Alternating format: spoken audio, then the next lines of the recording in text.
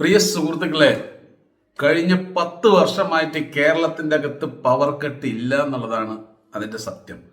അപ്പൊ അത് എന്തുകൊണ്ടാണെന്നുള്ളത് ജെമിനിയോട് ചോദിച്ചിട്ടുണ്ട്. ജെമിനിക്ക് എന്താണ് പറയാനുള്ളത് എന്നുള്ളത് ഒന്ന് കേൾക്കുക. കഴിഞ്ഞ ഒരു പതിറ്റാണ്ടായി കേരളത്തിൽ പ്രഖ്യാപിത ലോഡ് ഷെഡിങ്ങോ പവർ കട്ടോ ഇല്ലാത്തതിന് പിന്നിൽ കൃത്യമായ ചില ആസൂത്രണങ്ങളുണ്ട്. ഇതിന്റെ പ്രധാന കാരണങ്ങൾ താഴെ പറയുന്നവയാണ്. പുറത്തുനിന്നുള്ള വൈദ്യുതി ലഭ്യമാക്കൽ. കേരളത്തിന് ആവശ്യമായ വൈദ്യുതിയുടെ വലിയൊരു ഭാഗം, ഏകദേശം 70% വരെ ഇപ്പോൾ കേന്ദ്ര വിഹിതത്തിൽ നിന്നോ ഇതര സംസ്ഥാനങ്ങളിൽ നിന്നുള്ള ദീർഘകാല കരാറുകൾ വഴിയോ ആണ് ലഭിക്കുന്നത്. ഇത് മഴ കുറവുള്ള സമയത്തും വൈദ്യുതി തടസ്സമില്ലാതെ നൽകാൻ സഹായിക്കുന്നു. പ്രസരണ ശൃംഖലയുടെ നവീകരണം. ഇടമൺ കൊച്ചി പവർ ഹൈവേ പോലുള്ള പദ്ധതികൾ പൂർത്തിയായതോടെ പുറത്തുനിന്നുള്ള വൈദ്യുതി വൻതോതിൽ കേരളത്തിലേക്ക് എത്തിക്കാനുള്ള തടസ്സങ്ങൾ നീങ്ങി. സൗരോർജ്ജ പദ്ധതികൾ. സൗര പദ്ധതി പോലുള്ളവയിലൂടെ വീടുകളുടെയും സ്ഥാപനങ്ങളുടെയും മുകളിൽ സോളാർ പാനലുകൾ സ്ഥാപിച്ച് വൈദ്യുതി ഉൽപ്പാദിപ്പിക്കുന്നത് ഗ്രിഡിന് വലിയ ആശ്വാസമാകുന്നുണ്ട്. KSEBയുടെ ആധുനികവൽക്കരണം.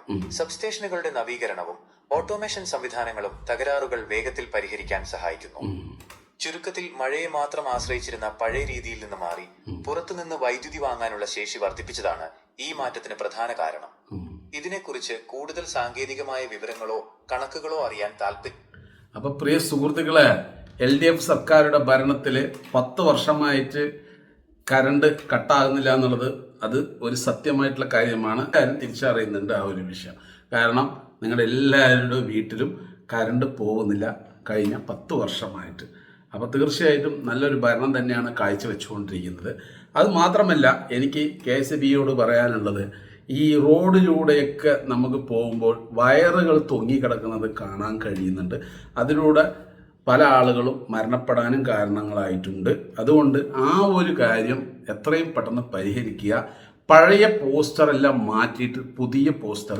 അതുമാത്രമല്ല, റോഡോരങ്ങളിൽ ലൈറ്റുകൾ വളരെ ചെറിയ ബൾബുകളാണ്. ഇപ്പം നമ്മുടെ പാലക്കാട് ജില്ലയിൽ തന്നെ എടുത്തു കഴിഞ്ഞു പറഞ്ഞാൽ, ഇവിടെ ഭരിക്കുന്നത് പാലക്കാട് ജില്ലാ മുനിസിപ്പാലിറ്റി ഭരിക്കുന്നത് BJP ആണ്.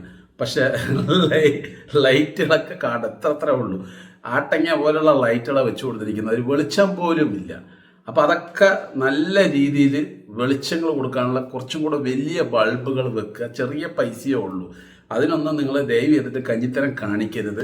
വലിയ വലിയ ബൾബുകൾ വെക്കുക, പോസ്റ്റ് പുതിയത് വെക്കുക. പഴയ പോസ്റ്റൊക്കെ ഒറ്റയടിക്ക് ചെയ്യാമെന്നൊന്നുമില്ല, കുറച്ചായിട്ട് ചെയ്യുക.